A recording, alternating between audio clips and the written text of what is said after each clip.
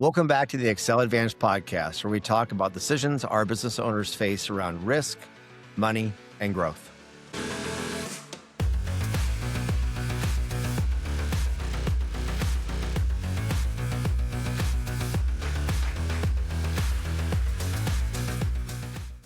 I'm your host, Corey Rekers, and today we are joined by Tina Miller, our Chief People Officer here at Accel.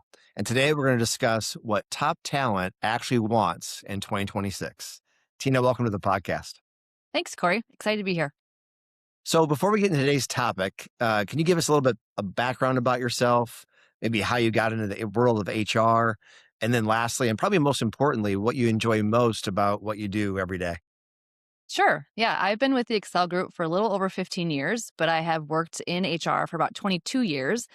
Prior to my time at Accel, I worked in the manufacturing and healthcare industries, and my experience is pretty comprehensive. I've actually worked in all areas of HR over the course of my career. I started as an HR coordinator, then moved to specialist roles, and then moved into leadership, which is where I've been now for the majority of my career. Today here at Accel, I oversee all aspects of our HR function. This includes talent acquisition, employee engagement and retention, compensation and benefits, performance management, employee relations, and compliance.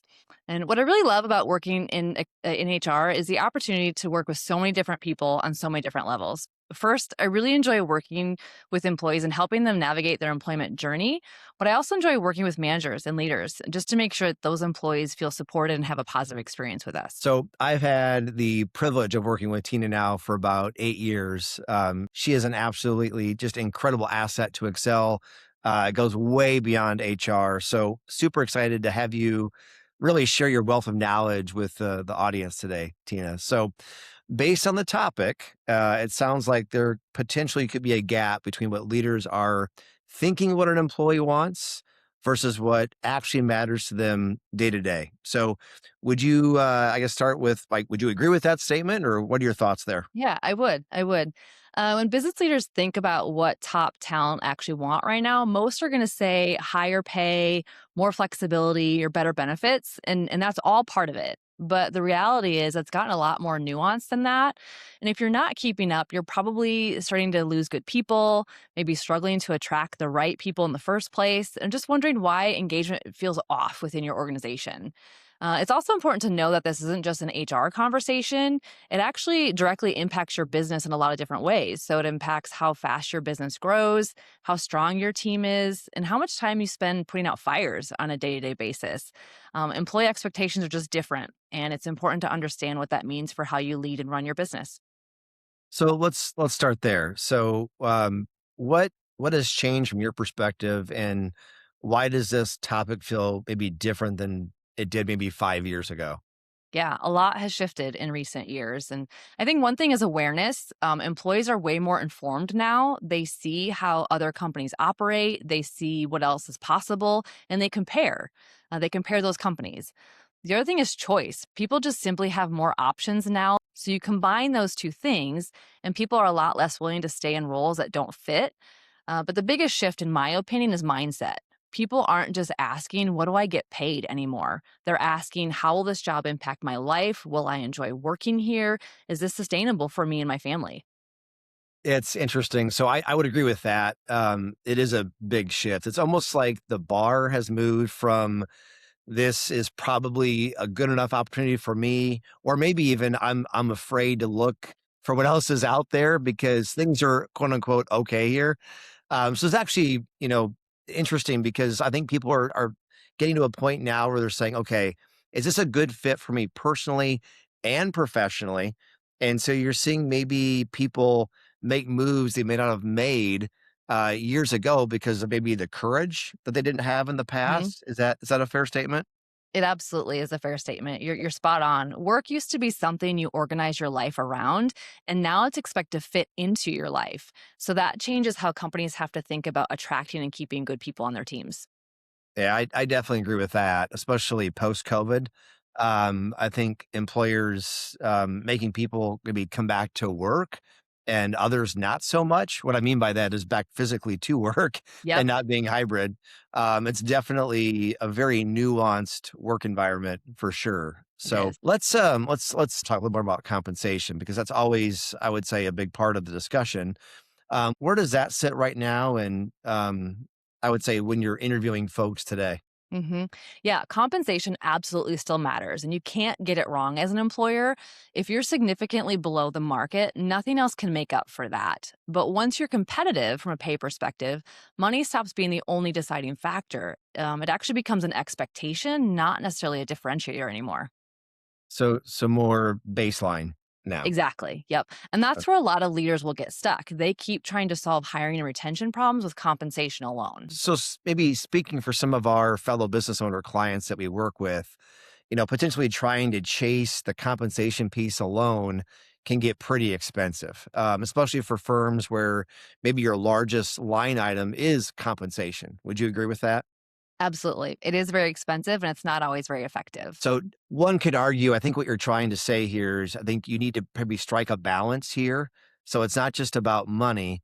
It's what actually matters beyond the money. So what are some of the biggest things you see that top talent want right now beyond the money piece from your experience? Yeah, there's really a few core things that we see consistently, regardless of industry. And one is flexibility. We touched on this a little bit at the beginning, but I'm not just referring to remote work and what came out of COVID a few years ago. But flexibility is still huge, but it has evolved in the last few years. It's not just can I work from home. It's more like do I have control over my schedule? Can I manage my time in a way that works for me and my family? Am I trusted to get my work done? Those are questions that I get a lot from applicants that want to join the Excel group. Okay, so not so much about, hey, I'm having to come back to this location. It's more about the autonomy. Exactly. Yep. Because if Okay. someone feels micromanaged, it doesn't matter if they're remote or in the office. They're going to feel like their employer doesn't trust them and then just become frustrated with that experience. So, next, we've got clear expectations. I think this one is underrated and actually surprised a lot of leaders. Top employees want to know what they're responsible for, what success looks like for them, and how they're being evaluated. How do they know if they're doing a good job every day? Sounds pretty simple on the surface, but it's not, is it? Yeah, it actually can be pretty simple, but leaders will often miss the mark here. And when that happens, good employees are just going to get frustrated. Performance becomes inconsistent, and then leaders are going to feel like they are constantly repeating themselves and just kind of running in circles a little bit. But sometimes just simple clarity can remove a lot of that friction. Got it. So let's talk a little bit about managers or leadership. So how your leaders interact with your teammates obviously matters. And honestly, you could say potentially would have the biggest impact overall on that employee's experience and happiness within the company. Is that where you're going with that? Exactly. You're following along really well, Corey. Trying. Solid leadership matters so much. People want managers who communicate clearly with them, give them feedback, make decisions in a timely manner, follow through, and just overall support their growth in the organization. People will tolerate a lot, but poor leadership isn't one of those things anymore. Got it. So the old adage of people don't leave their employer, they actually leave their manager, their supervisor, that still is ringing true today, just like it had in the past. Yep, still very true. All right. So what else is important to employees in today's job market? What else you got? Yeah. So next, we've got growth and development. Top talent wants to feel like they're moving forward, but that doesn't always have to mean give me a promotion like some people would think too. It can mean, am I learning new things? Am I being challenged every day? Am I progressing in some way? These all include things like new responsibilities or opportunities to develop their skills, projects, new teams, things like that. If people feel stuck, they're going to start looking elsewhere pretty quickly. What about purpose? I feel like we hear that more and more when working with our teammates. And if I'm an employer or business owner today in this very competitive job market, I guess why would I spend more time explaining what our purpose is as an organization in my recruiting process? Yeah, purpose has definitely been a buzzword lately, but it's more important to realize that it's not really complicated. We don't need to overcomplicate it. Not everyone is looking to change the world through their job. People just want to feel like their work matters. They want to contribute to something real. They want to understand the why behind what they're doing. Makes sense. So maybe take adage in the fact that it's less about slogans or the mission Mhm. statement on the wall.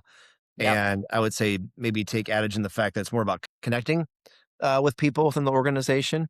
Um, I'd also add what's appreciated and how teammates treat one another would also be a huge factor in that employee experience. I think those are some of the things that you're you're getting at here, I would Yep. say, Tina. Okay. Absolutely. You're spot on. Yep. Okay. Anything else we're missing or you want to touch on for the audience before we move on to the next topic?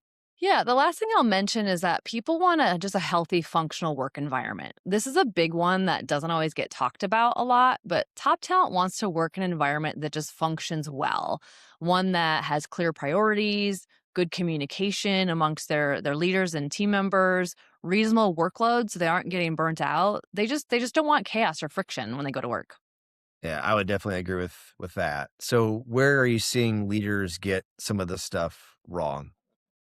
There's some common patterns that we typically see. The first one is over focusing on perks instead of fundamentals. So, like, for example, free lunches aren't going to fix bad management within an organization. Secondly, I would say assuming flexibility means lower performance. In reality, it's often the opposite when done well, but oftentimes managers will assume that someone who's working from home isn't working actually. So that's one that we see. Third, I would say organizationally, just underestimating the impact of managers. Business leaders often think strategy drives everything, but the day to day experience is shaped by the managers. So that's really important to keep in mind when it comes to the employee experience.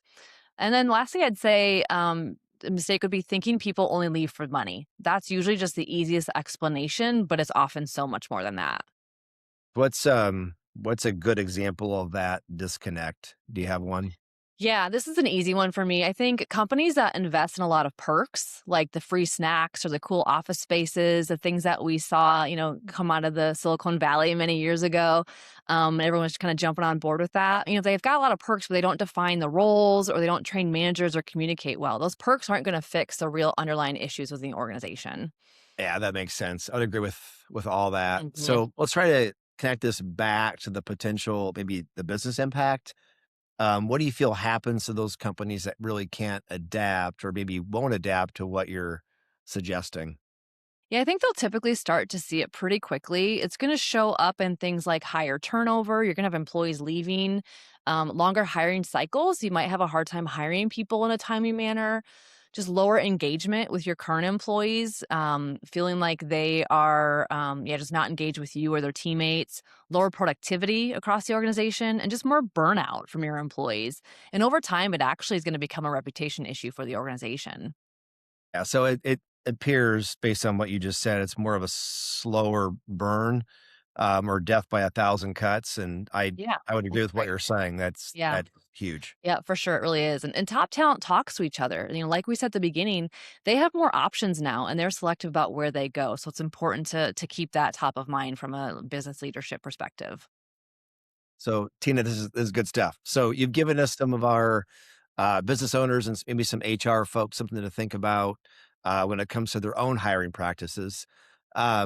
I think we're at a place where we can maybe start to bring some of this home. So, what can someone listening to this right now do better to align with what their top talent wants in the workplace? Any specific suggestions you can give our audience members? Yeah, I think we can break it down in just a few simple but high impact things. First, clarify expectations for your team. If people don't know what success looks like or how they can be successful, everything else is going to fall apart. Secondly, talk to your employees and not just updates. Have actual conversations with your employees. Ask them what's working, what's frustrating, what would make their job easier. You're actually going to get a lot of insight pretty quickly from your employees if you just sit down and have conversations with them. Third, I would say invest in your managers. This is probably one of the highest ROI things you can do. And even some basic training is going to go a long way with your management team. And think of things of just, how to have difficult conversations with your employees, how to hold employees accountable, how to set clear expectations, some of those types of things that your employees are looking for. Next, I would say review flexibility through a trust lens. Again, are you managing outcomes or are you just monitoring activity? Employees want to feel trusted. They don't want to be micromanaged. And lastly, be honest about your environment and ask yourself, would you want to work there? That's a really important question to ask yourself. You came up with a lot of good things there, Tina, but that last one is a great gut check for sure. It really is. It really is. And leaders usually know the answer to that pretty quickly if they're being honest with themselves. Honestly, though, none of this really sounds like it's a massive overhaul. Just maybe some awareness is what I'm hearing, and being able to give good training to your managers and really Mhm. listen to feedback. Yeah, you're spot on. It's more about being intentional than about doing something complicated. It really can be quite simple. Okay, last question. What is maybe just one thing that our listeners could take away from this conversation? What would be a nice implementation piece after getting done with this? What would that Yeah, be? yeah. I think again, kind of going back to the beginning, top talent has options and they know it. They aren't just looking for a job, they're evaluating an overall experience for themselves, for their family, both personally and professionally. So the question is like, are you building a place where people want to be, or are they willing to just tolerate it for the time being? And that gap matters more than ever. That's a pretty great way to frame it, actually. So, if you're leading a team right now, maybe worth asking yourself, would your best people choose to stay if they did have other options? Because in most cases, what you're saying is that they probably do. Yep, they do. They do. Really appreciate the conversation today, Tina. This has been awesome. So thank you. Yeah, thanks for having me, Corey. Enjoy the conversation. If you found today's episode helpful, please share it with a friend or a fellow coworker. You can learn more about us at Accel at acceladvantage.com or excelwealthmanagement.com, or on your favorite social media platform, whether it's Facebook, LinkedIn, Instagram, TikTok, or YouTube.